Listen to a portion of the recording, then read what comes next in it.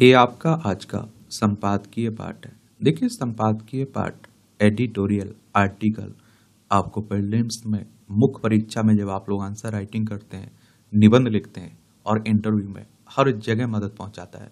चाहे आप लोग सिविल सर्विस एग्जाम की तैयारी कर रहे हो या फिर किसी स्टेट पीसीएस एग्जाम की तैयारी कर रहे हो। सहमति की राह पर सरकार, इस बार आप देखेंगे मोदी सरकार पर बहुत सारे सवाल खड़े किए जा रहे हैं कि कमजोर सरकार है, क्योंकि इस बार आप देखते हैं कि गठबंधन का नेतृत्व कर रहे हैं प्रधानमंत्री मोदी जी।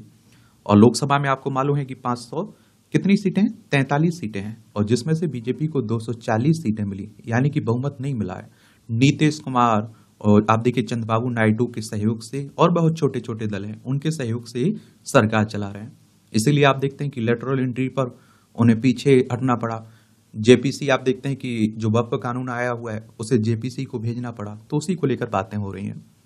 देखिए, लोकसभा का चुनाव आपका, अगर आपको लोकसभा का चुनाव लड़ना है सदस्य का, तो आपकी उम्र कम से कम 25 साल होनी चाहिए। अधिकतम उम्र की कोई सीमा नहीं रखी गई है।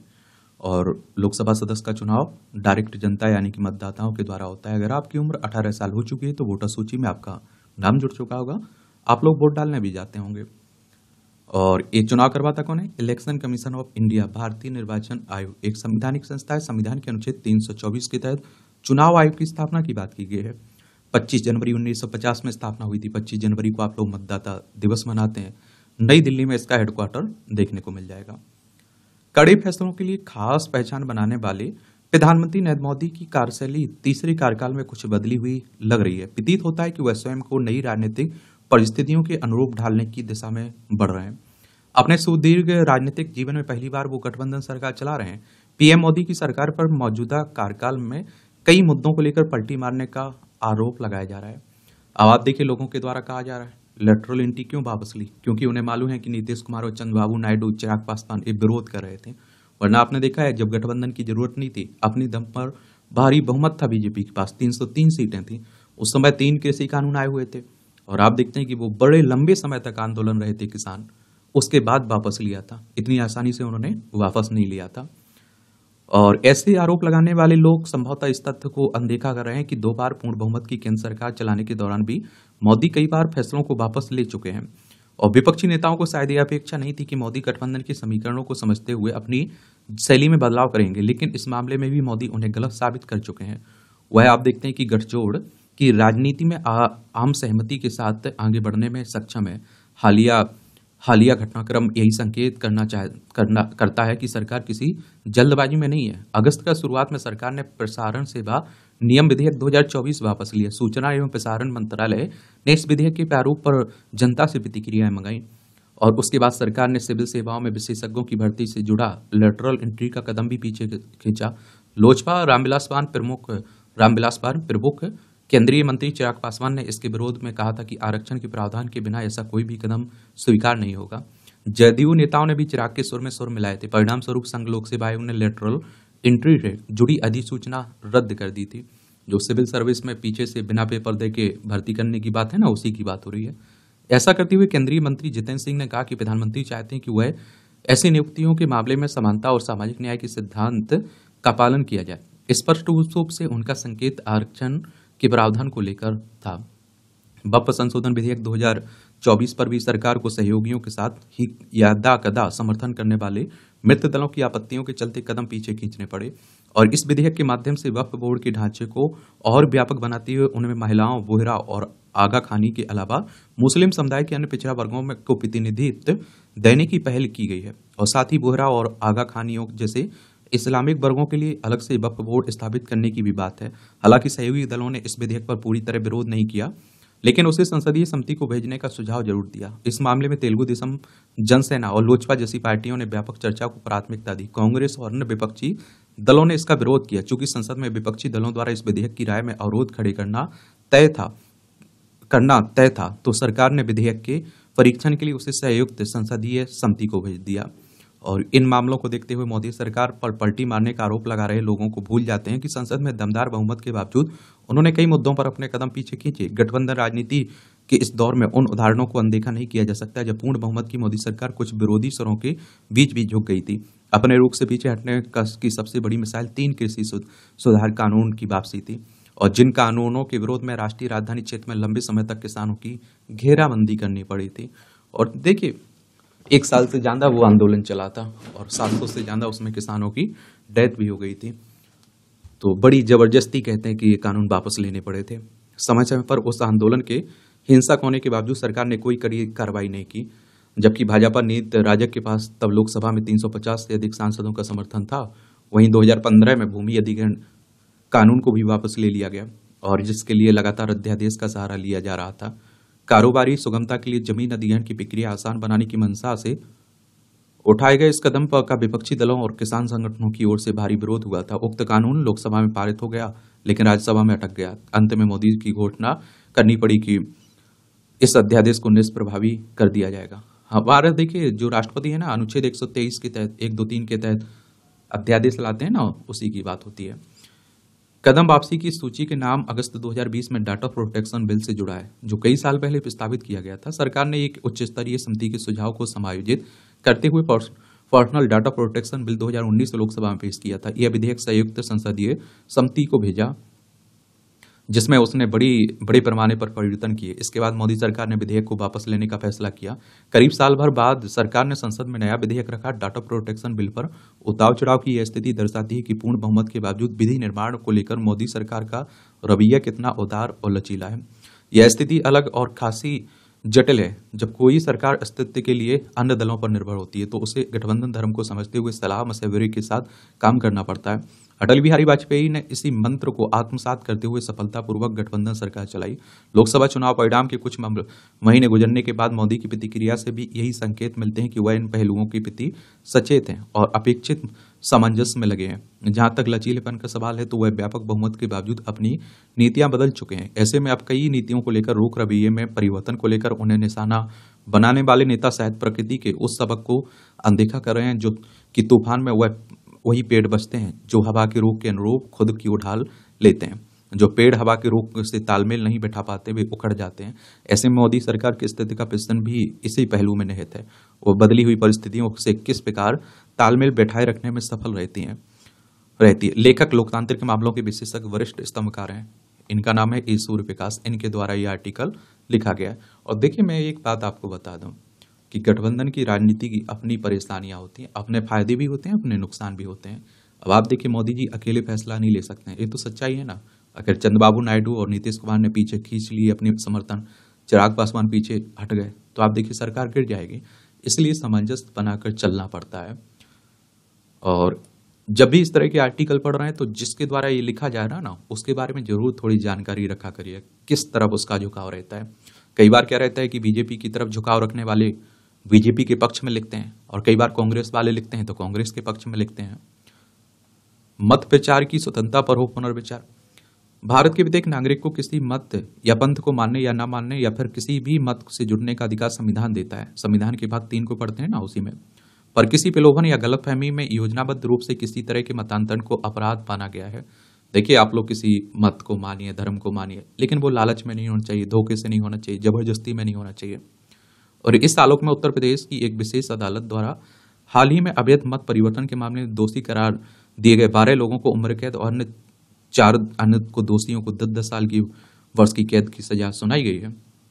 और आप देखेंगे कोर्ट के मुताबिक उमर गौतम और अन्य अभियुक्त एक साजिश के तहत धार्मिक उन्माद, बेमनस और नफरत फैलाकर देश भर में अवैध मतांतरण का गिरोह चला रहे थे। उनके तार कई दूसरे देशों से भी जुड़े थे। बेहवाला के जरिए विदेश से धन भेजे जाने के मामले में भी लेते थे।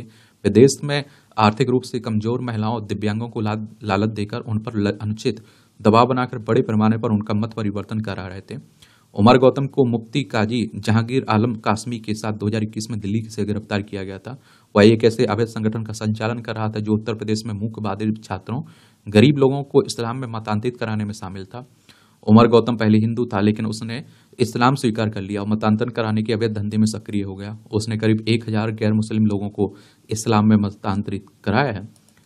ये उत्तर प्रदेश देख लीजिए, ये हमारा प्यारा भारत, ये उत्तर प्रदेश। लखनऊ इसकी राजधानी। अंतर्राष्ट्रीय सीमा नेपाल से लगती राज्यों में बिहार, झारखंड, छत्तीसगढ़, मध्य प्रदेश, राजस्थान, हरियाणा, हिमाचल प्रदेश, उत्तराखंड और दिल्ली 8 राज्यों से लगती है और एक केंद्र शासित प्रदेश से लगती है। विधानसभा में 403 सीटें हैं, विधान परिषद में 100 सीटें हैं, राज्यसभा में 31 सीटें हैं, लोकसभा में 80 सीटें हैं। योगी आदित्यनाथ यहाँ के चीफ मिनिस्टर हैं। भारतीय संविधान धार्मिक स्वतंत्रता की गारंटी देता है, जिसमें स्वेच्छा या स्वविवेक से मत बदलने का अधिकार भी है। संविधान के अनुच्छेद 25 और 26 में धार्मिक स्वतंत्रता और मत बदलने के अधिकार की बात तो कही गई है, पर उमर गौतम और उसके साथी गरीबों को लालच देकर और जोर जबरदस्ती से मतांतर करवा रहे हैं। गौतम और उसका गिरोह भूल गया था कि मत परिवर्तन सामाजिक एकता को कमजोर कर सकता है और समाज में भयंकर नफरत पैदा कर सकता है। भारत में मत परिवर्तन एक संवेदनशील मुद्दा है, जिसमें कानूनी, धार्मिक और सामाजिक सभी पहलू शामिल हैं। कुछ साल पहले केरल के प्रतिष्ठित फिल्म निर्माता निर्देशक अली अकबर और उनकी ईसाई पत्नी लूसी अम्मा ने आर्य समाज में हवन के जरिए हिंदू धर्म अंगीकार कर लिया था। आर्य समाज के स्वामी जी द्वारा उनका नया नामकरण भी कर दिया गया। अली अकबर को नया नाम मिला था राम सिम्हन। हिंदू धर्म ही क्यों, यह प्रश्न पूछे जाने पर अली अकबर ने कहा था कि क्योंकि हिंदू धर्म कोई धर्म नहीं बल्कि एक संस्कृति है। यहाँ नरक में जाने का डर नहीं है, आप एक इंसान की तरह जी सकते हैं क्योंकि भगवान आपके अंदर है। अपने भीतर ईश्वर को देखना एक महान विचार है। कहते हैं कि राम सिम्हन केरल में हिंदू धर्म अपनाने वाले पहले मुसलमान थे, लेकिन यह राम सिम्हन के स्वविवेकपूर्ण निर्णय को दर्शाता है। इस पर कोई आपत्ति नहीं होनी चाहिए। हमारे भीमराव अम्बेडकर साहब संविधान के जनक, संविधान के पिता की बात हो रही है। उन्होंने भी तो आप देखते हैं कि बौद्ध धर्म अपना लिया था अंतिम समय में।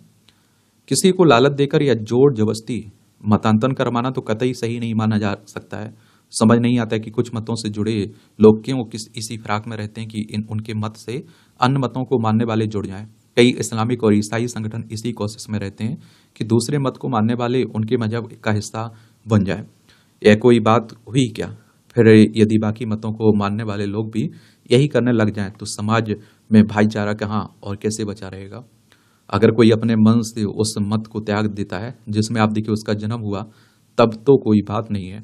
संगीत निर्देशक ए.आर. रहमान का ही उदाहरण ले लें, जिन्होंने खुद ही हिंदू धर्म छोड़कर इस्लाम स्वीकार कर लिया और उनके परिवार के बाकी सदस्यों ने भी इस्लाम अपना लिया। यहाँ तक कि वो तो सब ठीक है, पर कुछ तत्व सुदूर इलाकों में रहने वालों को अपने पाले में लाने के जुगाड़ में रहते हैं और इस सब को तो हमारा संविधान अनुमति नहीं देता है। अब उमर गौतम जैसे पर कार्रवाई होती है तो कुछ कथित बुद्धिजीवी फैलाव करने लगते हैं। पिछले कई वर्षों में आप देखिए, जैसे पंजाब से खबरें आ रही हैं कि राज्य में दलित सिखों को लालच देकर ईसाई मत से जोड़ा जा रहा है। और ये सवाल आप देखते हैं अपने आप में बेहद महत्वपूर्ण है कि क्या भारत में मत प्रचार की अनुमति जारी रहनी चाहिए। कभी कभी लगता है कि इस मसले पर देश में बहस हो ही जाए कि क्या भारत में मत प्रचार की स्वतंत्रता जारी रहे या नहीं। और देखा जाए तो केवल मत पालन की स्वतंत्रता होनी चाहिए। मत के प्रचार प्रसार की छूट का कोई आवश्यकता ही नहीं है। मत कोई दुकान या व्यापार तो है नहीं जिसका प्रचार प्रसार करना जरूरी है। अगर हम इतिहास के पन्नों को खंगोलें तो देखें कि भारत के संविधान निर्माताओं ने सभी धार्मिक समुदायों के अपने मत के प्रचार की छूट दी थी। क्या इसकी कोई आवश्यकता थी? बेशक भारत में ईसाई मत की तरफ से शिक्षा और स्वास्थ्य के क्षेत्र में ठोस और ईमानदारी से काम किया गया, और पर कहने वाले कहते हैं कि उस सेवा की आड़ में मतांतरण का ही उसका मुख्य लक्ष्य रहा। उधर इस्लाम का प्रचार करने वाले बिना कुछ किए ही मतांतरण करवाने के मौके खोजते हैं। अब आप देखें कि आर्य समाज, सनातन धर्म और सिखों की तरफ से देश में सैकड़ों स्कूल, कॉलेज, अस्पताल वगैरह चल रहे हैं, लेकिन इन्होंने किसी ईसाई या मुसलमान के मतांतरण का कभी प्रयास नहीं किया। लोगों को अपने मत को मानने की तो अनुमति होनी चाहिए, पर अपने मत का विचार करने या फिर मतांतरण करने की इजाजत तो नहीं दी जा सकती है। लेखक वरिष्ठ स्तंभकार पूर्व सांसद हैं R.K. सिन्हा, इनके द्वारा ये आर्टिकल लिखा गया है। आप लोग क्या सोचते हैं? अपनी राय बता सकते हैं। मधुर वाणी, ये मधुर वाणी जीवन के सामाजिक और व्यवहारिक पक्ष का सर्वश्रेष्ठ सद्गुण है।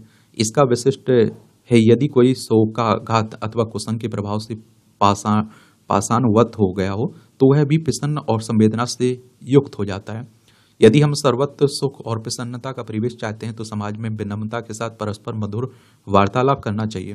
लोक में सुख, शांति और समुल्लास की सुप्रतिष्ठा का मुख्य हेतु मधुर वचन का सप्रेम दान, कोई कितना भी कष्ट में हो, यदि उससे आप देखिए दो मीठे बोल लें तो संभवतः वह कुछ देर के लिए अपनी पीड़ा भूल जाएगा और वाणी से किसी के भी हृदय में स्थान बनाया जा सकता है।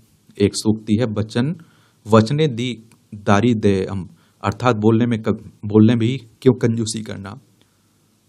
आज समाज में जो परस्पर विद्वेष और उपेक्षित व्यवहार देखने को सुनने में आता है ना, उसका एकमात्र कारण है हमारी जीवन शैली मधुर स्नेह वार्ता से कृपण हो गई है। हमारे कवियों ने तदर्थ उपदेशित किया, वाणी ऐसी निकलनी चाहिए जिसको सुनने वाले का मन प्रसन्नता से भर जाए। मीठा बोलने में ना ही कोई कष्ट होता है और ना ही कुछ धनादि की हानि होती है। और आप देखते हैं कि मधुर वाणी ही विनम्रता का आधार है, कटु भाषण अत्यंत अनर्थकारी और विवाद का मूल है। आज कहीं परस्पर विद्वेष और द्वंद्व दिखाई सुनाई पड़ता है, तो उसके पीछे उसका मूल कारण होता है कटु तीखे वचन। तीखे बाणों से मनुष्य के हृदय में उतनी पीड़ा नहीं होती है जितनी कठोर वचनों से। शस्त्रादि के घास से कटा हुआ बड़े से बड़ा घाव भर जाता है, किंतु कटु वचन रूपी शस्त्र से हुआ घाव जीवन भर नहीं भरता है। बाड़ी का मधुर प्रयोग सदा करना चाहिए, इससे पराये भी अपने ही हो जाते हैं और रूठे लोग भी साथ देने वाले हो जाते हैं। अतः हम सदा सर्वत्र मधुर स्नेह युक्त वचनों का आदान प्रदान करें और जिससे समाज में बंधुत्व और प्रेम का सुंदर साम्राज्य स्थापित हो। अच्छा कॉलम लिखा जाता है, इससे पढ़ा करिए और सीखा करिएगा कुछ, ठीक है। अब आप देखिए चौंकाने वाला निर्णय जो दिल्ली के मुख्यमंत्री ने कहा इस्तीफा देने की। केंद्र शासित प्रदेश है दिल्ली, विधानसभा में 70 सीटें हैं, राज्यसभा में 3 सीटें हैं, लोकसभा में 7 सीटें हैं। अरविंद केजरीवाल यहाँ के क्या है, चीफ मिनिस्टर हैं। अप्रत्याशित फैसले लेने के लिए चर्चित दिल्ली के मुख्यमंत्री और आम आदमी पार्टी के प्रमुख अरविंद केजरीवाल ने यह कहकर एक बार फिर चौंकाया कि वह 2 दिन बाद मुख्यमंत्री पद से त्यागपत्र दे देंगे। आम आदमी पार्टी की स्थापना 2012 में हुई थी। उन्होंने जिस तरह यह स्पष्ट किया कि दिल्ली का अगला मुख्यमंत्री कौन होगा, उससे यह स्पष्ट है कि अगले 2 दिन तक अटकलबाजी का दौर चलता रहेगा। इससे देश भर में केजरीवाल और दिल्ली की चर्चा होती रहेगी। और ये नेता हैं, देखिए मैं कहता हूँ यह स्पष्ट ही है कि केजरीवाल यह चाह रहे होंगे कि चर्चा के केंद्र में बने रहें। उन्होंने यह कहते हुए त्यागपत्र दिया कि वह आम जनता के समक्ष अग्नि परीक्षा देना चाहते हैं, लेकिन कोई भी समझ सकता है कि त्यागपत्र के मूल कारण कुछ और ही है। पहला कारण तो यही दिखता है कि आबकारी नीति घोटाले में सुप्रीम कोर्ट ने उन्हें जमानत तो दे दी, लेकिन उन पर कई कठोर शर्तें लगा दी हैं और इन शर्तों के कारण मुख्यमंत्री के रूप में उनके कार्य करना असंभव सा हो गया था। और सुप्रीम कोर्ट ने उन्हें न केवल मुख्यमंत्री कार्यालय जाने से रोका, बल्कि उपराज्यपाल की अनुमति के बिना किसी सरकारी फाइल पर हस्ताक्षर करने से भी रोक दिया। इतना ही नहीं, यह भी शर्त लगाई कि अब आबकारी नीति घोटाले पर कुछ नहीं कह सकते हैं। और सुप्रीम कोर्ट की बात करें तो सर्वोच्च अदालत की बात हो रही। संविधान के अनुच्छेद 124 के तहत सुप्रीम कोर्ट की स्थापना की बात की गई है। 28 जनवरी 1950 में स्थापना हुई थी। केजरीवाल हैरानी नहीं है कि केजरीवाल ने यह पाया हो कि उनके पास त्यागपत्र देने के अलावा कुछ उपाय नहीं है, लेकिन यदि उन्हें राजनीतिक शुचिता और नैतिकता की परवाह होती तो उन्हें तभी त्यागपत्र दे देना चाहिए। और जब आबकारी नीति घोटाले में उन्हें गिरफ्तार कर जेल भेजा गया था, आश्चर्यजनक रूप से उन्होंने जेल से ही सरकार चलाने की जिद पकड़ी। इस दौरान वह और उनके साथी भले ही यह कहते रहे हों कि नई आबकारी नीति लाकर कहीं कोई अनियमितता नहीं की, लेकिन इस प्रश्न का उत्तर किसी के पास नहीं कि अगर इस नीति में कहीं कोई गड़बड़ी नहीं थी तो उसे वापस क्यों लिया गया। यह ठीक है कि इस घोटाले में अनेक लोगों के साथ अरविंद केजरीवाल को भी जमानत मिल गई, लेकिन जमानत क्लीन चिट का पर्याय नहीं हो सकती। भले ही केजरीवाल कह रहे हैं कि उन्हें गलत तरीके से फंसाया गया है, वह जनता से ईमानदारी के प्रमाण पत्र लेने के बाद मुख्यमंत्री पद संभालेंगे, लेकिन आबकारी घोटाले का सच झूठ जनता को नहीं, देश की अदालतों को तय करना है। केजरीवाल के त्यागपत्र का एक कारण यह भी दिखता है कि वह हरियाणा और फिर आगामी दिल्ली विधानसभा चुनाव में जनता की सहानुभूति पाना चाहते हैं। उन्होंने दिल्ली के चुनाव करीब 3 माह पहले नवंबर में कराने की मांग की है। यह समय ही बताएगा कि उन्हें सहानुभूति का लाभ प्राप्त करने में सफलता मिलती है या नहीं, लेकिन इससे इनकार नहीं किया जा सकता है कि उन्होंने अपने अब तक के राजनीतिक जीवन में जिस तरह कई बार अपने ही कहो को नकार कर फैसले लिए, उससे उनकी वह छवि नहीं रह गई जो पहले थी। और देखिए, मैं हमेशा से कहता हूँ कि राजनेता है, राजनीति करना उनका काम है, तो जो भी फैसले करते हैं वो सोच समझ कर करते हैं। डिजिटल मिशन से लाभ। आयुष्मान भारत डिजिटल मिशन के तहत शुरू की गई डिजिटल स्वास्थ्य प्रोत्साहन योजना से राज्य के अधिसंख्य निजी अस्पताल अभी तक जुड़े नहीं पाए हैं। झारखंड इस मामले में अन्य राज्यों से पीछे है। और आप देखिए, हालांकि देर से ही सही स्वास्थ्य विभाग ने केंद्र की इस योजना से निजी अस्पतालों के प्रतिनिधियों को न सिर्फ अवगत कराया, बल्कि उन्हें इस योजना से जुड़ने तथा इसका लाभ उठाने की अपील भी की है। और कई मामलों में देखा गया कि जानकारी के अभाव में स्वास्थ्य प्रदाता के साथ साथ मरीज भी योजनाओं का लाभ नहीं उठा पाते हैं। योजना के तहत सभी निजी अस्पतालों में 100% हेल्थ प्रोफेशनल्स तथा स्वास्थ्य सेवाओं का पंजीकरण कराने का पर प्रोत्साहन राशि देने का प्रावधान भी किया गया है। सरकारी और निजी अस्पतालों के अलावा clinic, nursing home, diagnostic lab आदि को प्रति माह ऑनलाइन 1000 रुपये की डिजिटल लेनदेन पर प्रति 20 रुपये की प्रोत्साहन राशि दी जाती है। ऐसा नहीं कि सरकार की इस योजना का लाभ सिर्फ अस्पतालों को ही मिलेगा, बल्कि मरीज भी इससे लाभान्वित होंगे। और अस्पतालों में पंजीकरण से लेकर चिकित्सकों से परामर्श तक की प्रक्रिया डिजिटल होने से यहाँ जहाँ मरीजों को लाभ होगा, वहीं अस्पताल पर अनावश्यक बोझ भी घटेगा। ऐसे में तय है कि इस योजना के सही क्रियान्वयन से स्वास्थ्य सुविधाओं के विभिन्न स्तरों पर एक मजबूत डिजिटल स्वास्थ्य पारिस्थितिकी तंत्र का निर्माण होगा। यह सुलभ, साक्ष्य आधारित तथा उच्च गुणवत्ता वाली स्वास्थ्य देखभाल प्रदान करने में मदद करेगा। अस्पताल प्रबंधन और स्वास्थ्य विभाग के आपसी समन्वय से यह योजना मूर्त रूप लेगी। देखिए, पहले झारखंड को देख लीजिए आप लोग। ये है आपका झारखंड, रांची इसकी राजधानी है। 15 नवंबर सन 2000 में इसे राज्य बनाया गया था, बिहार से अलग करके। इसकी सीमा बिहार, उत्तर प्रदेश, छत्तीसगढ़, उड़ीसा और पश्चिम बंगाल से लगती है। हेमंत सोरेन यहाँ के चीफ मिनिस्टर हैं। संतोष गंगवार यहाँ के राज्यपाल हैं। विधानसभा में 81 सीटें हैं, राज्यसभा में 6 सीटें, लोकसभा में 14 सीटें हैं। 79,716 वर्ग किलोमीटर में फैला हुआ है। आयुष्मान योजना के बारे में आप लोगों को मालूम है कब आई थी? ये बताइए, कुछ पता है या नहीं है? ये आई थी 23 सितंबर 2018 को लॉन्च हुई थी। Ministry of health and family welfare के अंडर में आती है। इस तरह की योजनाओं के बारे में भी याद रखा करिएगा, क्वेश्चंस पूछे जाते हैं। देश का नाम बदलने की जटिल प्रक्रिया। हम सब ने देखा कि कैसे मद्रास, चेन्नई, बेंगलुरु, उड़ीसा, कलकत्ता, कोलकाता, इलाहाबाद, प्रयागराज, हबीबगंज, रानी कमलावती, होशंगाबाद, नर्मदापुरम, उत्तरांचल, उत्तराखंड, पुडुचेरी, बम्बई, मुंबई, ये हमारे कई पड़ोसी देशों के नाम भी बदले हैं। और जिसे हम बर्मा कहते थे वह अब म्यांमार हो गया है। और तुर्की ने अपना नाम तुर्की कर लिया है। चेक रिपब्लिक अब नए नाम चेकिया से पहचाना जाने लगा है। 2011 में ऑस्ट्रेलिया के एक शहर स्पीड के निवासियों ने 1 महीने के लिए अपने शहर का नाम बदलकर स्पीड किल्स रखा था। और इसकी वजह यही थी कि उस शहर में लोग बहुत तेजी से अपने वाहन दौड़ाते थे और इससे दुर्घटनाएं बढ़ने लगी थी। वाहन चालकों में जागृति लाने के लिए ऐसा किया गया था। ऐसे देश में भी अपना नाम बदलते हैं जो भूतकाल में किसी अन्य देश के गुलाम थे। गुलामी की कड़वी यादों को भुलाने के लिए वे ऐसा करते हैं। ब्रिटेन की गुलामी करने वाले सिलोन सिंह ने आज़ादी प्राप्त करने के बाद अपना नाम बदलकर श्रीलंका कर लिया और अपर वोल्टा ने अपना नाम बदलकर बुर्किनो फासो कर लिया। 2019 में मैसेडोनिया ने अपना नाम बदलकर नॉर्थ मैसेडोनिया कर लिया। ग्रीस में भी मैसेडोनिया नामक प्रदेश है। इससे ग्रीस काफी समय से उससे अपना नाम बदलने को कह रहा था। नया नाम देने की आखिर प्रक्रिया क्या होती है? वास्तव में यह प्रक्रिया जटिल और काफी खर्चीली भी है। सबसे पहले तो नाम बदलने के लिए देश के भीतर ही मतदान होता है और इसके बाद नया नाम संयुक्त राष्ट्र यानी कि यूएन को भेजा जाता है। यूएन यानी कि देखिए संयुक्त राष्ट्र की बात हो रही है। 24 अक्टूबर 1945 में इसकी स्थापना हुई थी। न्यूयॉर्क यूएसए में इसका हेडक्वार्टर देखने को मिलेगा। यूएन की 6 अधिकृत भाषा अरबी, मंदारिन, अंग्रेजी, फ्रेंच, रूसी और स्पेनिश में यह नाम किस तरह से लिखा जाएगा यह बताना होता है। यह सब ठीक ठाक रहा तो प्रस्तावित नाम यूएन द्वारा मंजूर किया जाता है। इसके बाद ही वह देश का नया नाम प्राप्त करता है। रही बात खर्च की, तो ये नया नाम मिलने के बाद उस देश की सेना की वर्दी, देश की मुद्रा, सरकारी दस्तावेज और कई चीजों का नाम भी बदलना होता है।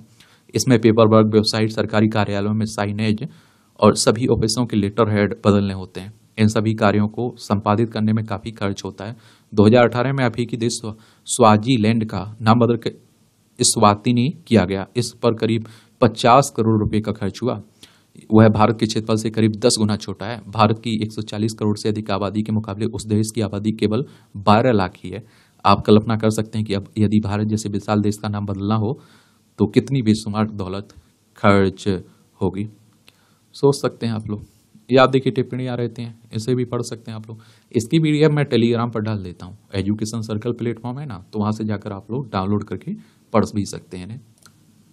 यूपीआई की बढ़ती वैश्विक मान्यता। आजकल आप देखिए कई देशों में यूपीआई चलने लगा ना। तो आज से लगभग 1 दशक पहले तक आम आदमी के लिए यह कल्पना से परे की बात थी कि हमारा मोबाइल ही हमारा पर्स या फिर वॉलेट बन जाएगा। लेकिन 2016 में यूपीआई यानी कि यूनिफाइड पेमेंट्स इंटरफेस की लॉन्चिंग ने इसे संभव कर दिया है।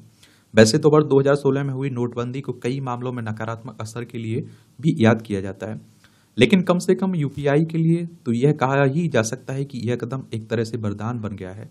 अब 1 रुपये से लेकर हजारों रुपए के पेमेंट में यूपीआई का इस्तेमाल धड़ल्ले से किया जाने लगा है।